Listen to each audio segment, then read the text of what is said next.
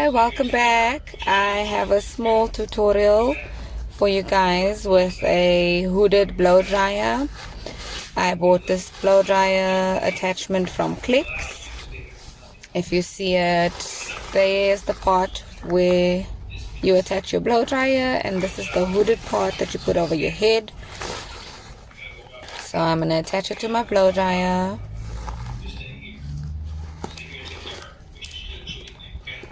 Like so. There we go. And that elastic is quite tight, so regardless of the size of your nozzle, it will fit. And then this is the cap that you put over your head, and that's the string to tighten it a bit.